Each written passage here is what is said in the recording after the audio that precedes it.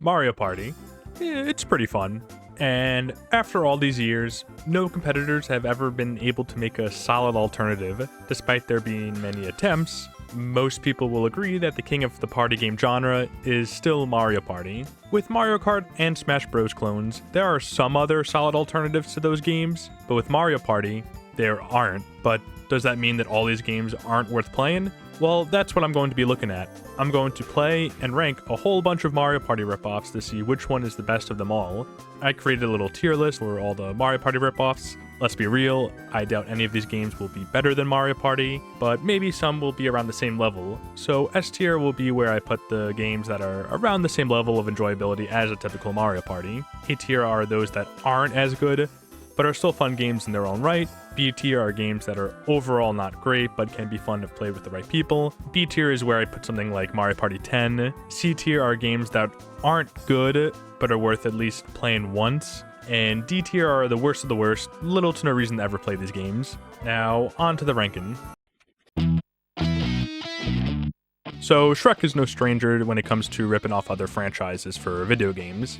Shrek Super Party is the first attempt at creating a video game ripoff. The first thing you'll notice about the game is that the characters' heads are freakishly huge for no reason.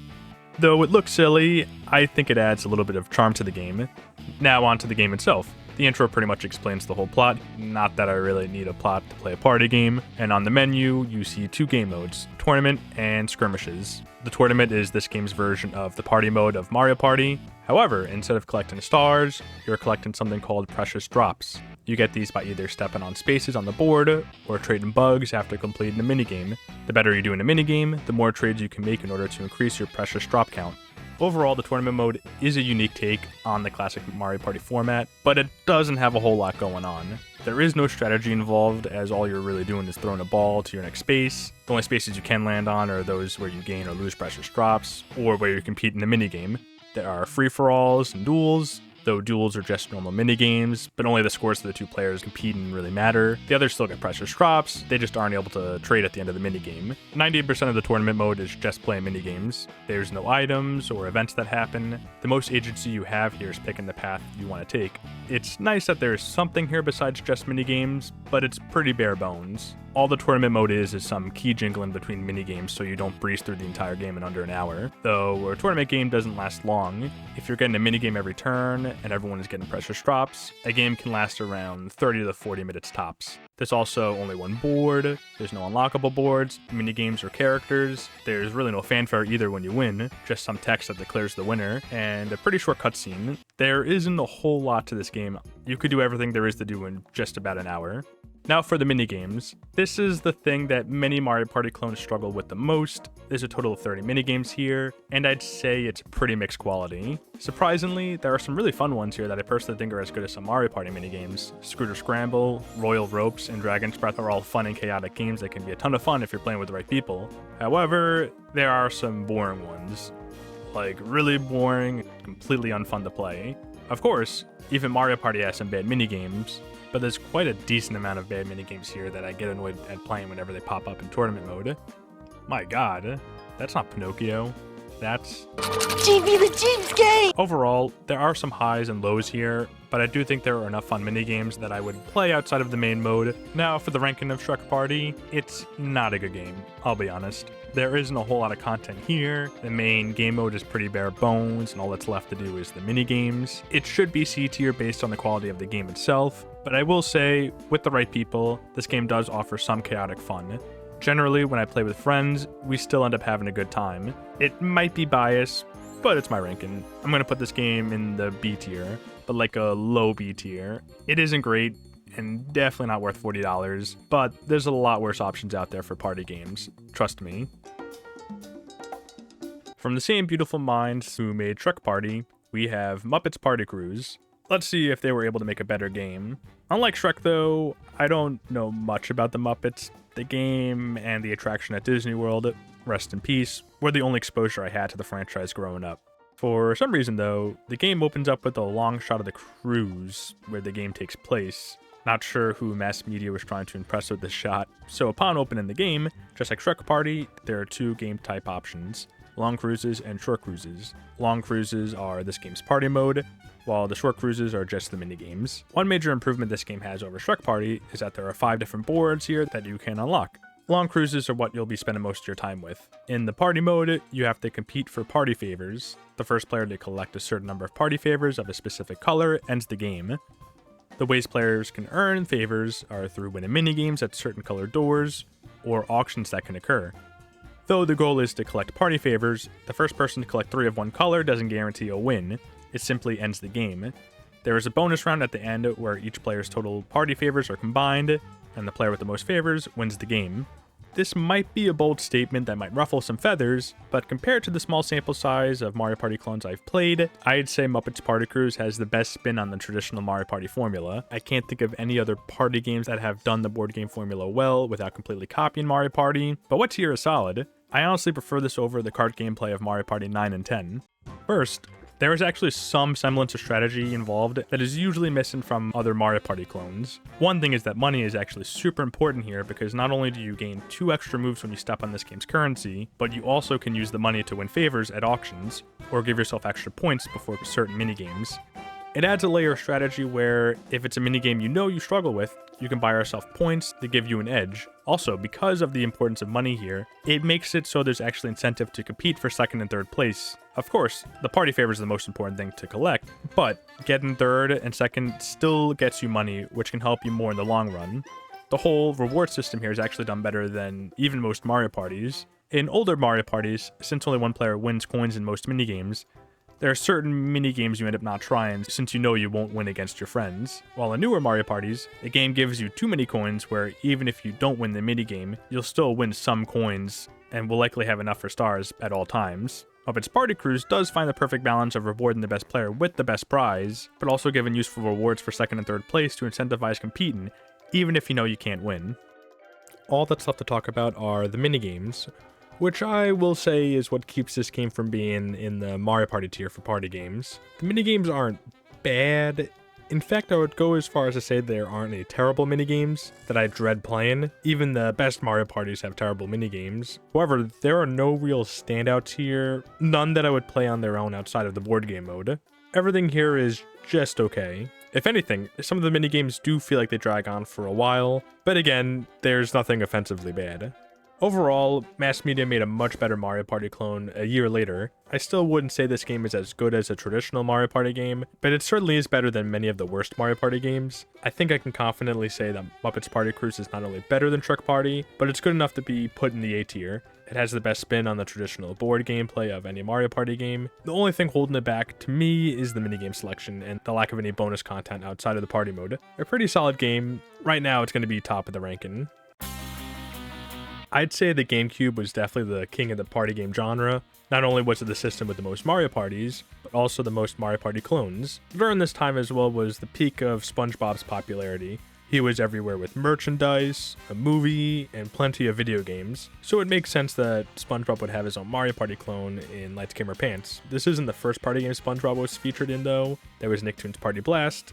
We don't talk about Nicktoons Party Blast. Unlike the other party games mentioned, there isn't a traditional party mode here. The entire game is just minigames. There is a story mode, but it's pretty much just a gauntlet of minigames. How the story works is that players will compete in 3 minigames at a location from the show. The player who wins the most minigames secures a role in the movie. After each location, you'll get to see a little cutscene with the winner's character playing that role in that scene. Whoever scores the most points during the entirety of the story mode will get the larger role of the main villain in the movie. At the end of the story mode, the game combines all the cutscenes together into one whole 30-minute movie. It might just be my stupid sense of humor, but I think the writing here is pretty funny. And we can't do that if we're arrested. I'm sorry, I was thinking about cabbage. You were saying? Good to see the game wasn't harmed by the poor writing that modern SpongeBob had. Or I guess I can't call it modern SpongeBob since season 5 was almost 20 years ago at this point. What is most impressive about the story is that there are 6 different variations of each cutscenes based on who wins each level. So the story and cutscenes are a nice inclusion, but in terms of gameplay, all that's here are the minigames. No board game or bonus modes. Usually it just being minigames would hinder it, as no one wants to play Mario Party just to play the minigames. Though since it's just minigames, that means I will be stricter with the quality of the games here. Overall, probably the best selection, out of all the Mario Party clones that I've played. There are some here that I find myself playing with my friends over and over again outside of the story, like the racing and soccer minigame. The minigames actually being longer adds some kind of replayability to them. The selection isn't perfect as there are a few stinkers, but I do want to say, unlike the bad minigames from other Mario Party games, even the worst minigames here offer some kind of chaotic fun with friends. Like the inflatable pants minigame with CPUs is 3 minutes for nothing happening, but with friends, it's still a bad minigame, but it can be fun. That's the thing about this game, is that even at its lowest points, I still had fun playing it with friends. Maybe it's because we're stupid, or it's nostalgia, or it's likely both. We all still enjoyed playing this game. I can't put this game at the same level as Mario Party because its lack of content. It still is fun though. I do think though having some kind of mode other than just playing minigames would help out a lot. I think I'll still put this game in the A tier, but like a low A tier below Muppets Party Cruise. It's still a fun game, which is the most important aspect of a party game, but it really needed something else here to really boost it up. Better than most Mario Party clones, but still not the best. Another Mario Party clone on the GameCube. This one is actually the latest game released on the system out of all the games I'll talk about today, that being One Piece Pirate Carnival. Because of the lack of conversation over this game, I wasn't sure if this was going to be a pile of garbage or a diamond in the rough for Mario Party clones. The first game mode you'll notice upon starting the game is Board game! Oh, it's those voices. An interesting fact about this game is that the English dub is actually done from the 4Kids cast. So if you wanted to listen to Sylvester Stallone Sanji, then you're in luck. It also comes with all the edits as well, such as getting rid of Sanji's cigarettes and calling Devil Fruits Cursed Fruits instead. This is also the only place where you'll hear the 4Kids dub of certain characters like Blackbeard and Bellamy and Enel, as the dub of the show only went up to Alabasta, but the English version of the game goes all the way up to Skypiea. As for the game itself, the main mode here is the board game. The goal is to have the highest bounty by the end of the game. Instead of moving around a board, players choose cards across a static board. These cards usually indicate a minigame or an event card. If it's a minigame, players compete and the winner will get the card and the money that comes with it. There's also 4 different types of minigames here. The regular ones indicated by a minor character, the captain fights, which is sort of like a 3v1 minigame where the winner will receive 2 cards, Davy back fights, which are character specific minigames that happen when another player tries to steal a card, and 2v2 minigames that happen halfway through a board game. There is a decent bit going on here, and there is some element of strategy, but not much. What happens is that if you win certain minigames based on where that card is located, you can steal other cards from players and take the money from those cards as well. An interesting concept, but it sometimes comes off as a little unfair, as one minigame win can have a player take almost the entire board over. The big issue with this game mode is the lack of agency and the unfair randomness that happens here. When you select a card, you have no idea what you're choosing, so it can be anything. Along with that, what I noticed happening is that someone could dominate the entire early parts of the game, lose one unbalanced minigame, and then end up losing a big portion of the board. Usually the best player who wins the most minigames aren't the ones who end up winning the game by the end. This also doesn't account for event cards, where one player is allowed to steal cards, or just a random event where a player can lose half their money for literally no reason at all. Here's the thing, Mario Party is random, sometimes unfairly so, we all know that, but there's always some element of strategy and skill involved. Like the person who is the most skilled has a higher chance of winning, but there are things like chance time that can turn the whole game around. However, even with chance time, in most Mario Party games, those drastic spaces are usually in an alternative path or often require some kind of planning to get to.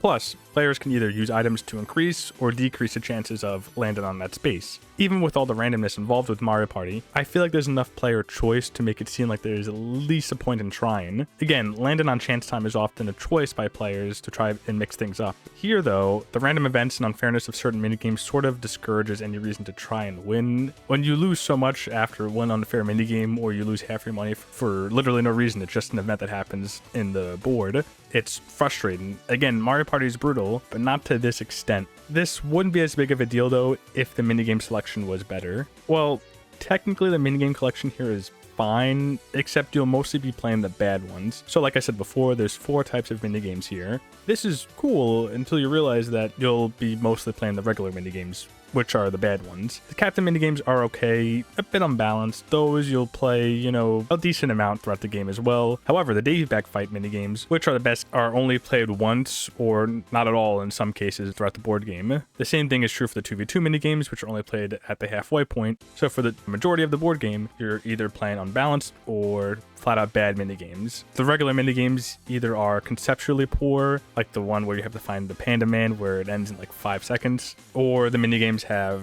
an interesting concept but have poor controls, like the shooting gallery minigame, which should be fun, but the controls are so slippery and loose that it makes the game more frustrating than anything else. Again, Mario Party has bad minigames, but it's less frustrating since the most for losing on a bad or unfair game are coins. Here, the entire game can be determined by a single bad minigame, which can make losing a lot more frustrating. There are fun moments every now and then here, but I found this game to be more annoying than anything else. I do believe One Piece Pirate Carnival will be the first C-tier game on this list. It isn't terrible. I do think it's worth playing at least once, especially if you're a big One Piece fan. Just a little too frustrating to make me want to play this game again. The last Mario Party clone I'll be looking at in this video, it's the one that I was actually surprised to see was made by Hudson Soft of all people. Seeing the people behind the best Mario Parties made me super excited to try it, and immediately upon starting this game, you can notice the higher production value here. First of all, there's more than one game mode here, with there being the traditional party mode, a doubles mode, and a tournament mode. It isn't a ton, but there's definitely more game here than all the other Mario Party clones I've mentioned. The other apparent thing is, who the hell is this guy? Looks like he wandered into the wrong game. Turns out his name is Billy, and the reason for him being here is that Mickey just so happened to run into him. That's it. I guess there was no other 6th character they could have used here from the Mickey Mouse universe or whatever. Doesn't really matter. The guy is only here and never appeared in anything ever again. The main party mode here has some more substantial changes to the typical board game formula. Instead of collecting stars, you have a bingo board, and your goal is to collect items to get bingo. The game ends after one player gets a certain number of bingos. You can fill the board by collecting items on the board that can only be placed on certain colors, or by getting stars that can be placed on any space. And you get these stars by winning minigames. There's also other items you can buy to disrupt other players from getting bingo. This is also the first game to try the moving together concept that Mario Party would try over 9 years later. How movement works here is that each player selects where they want to go, and there's a little wheel in the middle that will randomly determine where everyone goes. The more players that choose a spot, the greater the chances your party is to land on that space. I do prefer this over the typical cart gameplay of Mario Party 9 and 10 because it gives players a little more agency, but it does have its limitations. Even if no one picks a space, there is still a chance you can land on it. The problem comes from the fact that the board is just comprised of multiple smaller boards. The way you travel to another board is by landing on a specific space. What happened in both games that I played, due to crummy odds, I ended up missing the spaces that go to a different board and ended up traveling around the same area for the entire game. It was definitely annoying playing the same board and minigames over and over again. At the very least, the minigames here are pretty fun for the most part. It makes sense that this was from Hudson Soft, but the minigames here are the most Mario Party feeling minigames out of any clone I've played so far. Like, I wouldn't be surprised to see these minigames in a Mario Party game. Of course, with every party game, there are duds, but there are more good ones here than bad. Heck, even the party mode here is pretty fun for the most part. Despite the chance of getting stuck on a certain island for the entire game, I do think everything else is pretty well done here. It is pretty tame compared to most Mario Party clones in terms of chaos and the randomness of it all. There's no major events that will ruin the whole game for you. Still, there's enough going on to keep players engaged, and I do think it did the whole moving together thing as a group better than Mario Party 9 and 10. Based on the minigames, presentation, and board gameplay, I was considering putting this game in the A tier, honestly even above Muppets Party Cruise. Me and my friends were having a ton of fun with it until the very end. So, getting the required bingos only ends the board game, but the winner still isn't decided yet. In most Mario Party games, there's a short little celebration at the end that gives out the bonus stars and declares the winner. It doesn't last more than a couple minutes at most. Disney Party decided to do something a little bit different. After every party, literally each one, there's this whole celebration. First, you have to play this dancing minigame that is a few minutes long. After that is the actual ceremony where Scrooge is giving out the awards, and he goes over each award in grueling detail, and there's even parts where he'll just stand there and say nothing. After that, the winner is announced, and we get an explanation of what their dream was or whatever. You think that's it. We know the winner, the game is over. But wait! there's more! No, we have to sit through the whole credits playing this entirely pointless minigame. From the time someone gets bingo until you are thrusted back into the mode select, at least 20 minutes has passed. And that's every time you do the board game mode. Every single time. That unskippable celebration at the end turns this from a really fun alternative to Mario Party to one of the most insufferable games to play. Here's the thing. Newer Mario Party games do have an issue where games do take too long, but at least there's something happening that it makes you not feel that the games are so long. Here, there's so much downtime in the game where you're just wasting time. Like, you can breeze through all the conversations, but every time you choose a new game mode, the game takes time to explain who Billy is for whatever reason. It's only seconds of wasted time, but it still makes no sense why it's in the game. Like, the board game itself is still shorter than the shortest games of Mario Party Jamboree, but all those extra credits is just everyone staring at the screen doing nothing. Again, that one decision makes me never want to play this game again. Overall, I'm dropping this game to B tier, just above Shrek Party. Out of all the Mario Party clones, this one definitely had the most effort put into it and is fun for when you're actually playing it. However, that 20 plus minutes of celebration and credits at the end of the game really hurts it. It's still worth playing, but maybe only if you have a program that lets you speed up gameplay to skip the slow parts. Despite the general notion that there are no good Mario Party clones out there, I actually think that every game I've played for this video can be fun to some extent with friends. Even the weaker or cheaper quality games offer some kind of chaotic fun. I think all of them are worth trying at least once if you have the right friends to play with. None of them I've played so far I would say are up to the same standard as the best Mario Parties, but all of them are fun in some way. There are still many Mario Party clones I haven't looked at, so I'll do another one of these videos at some point. But for now, that's it for my one video of the year. See you all next year.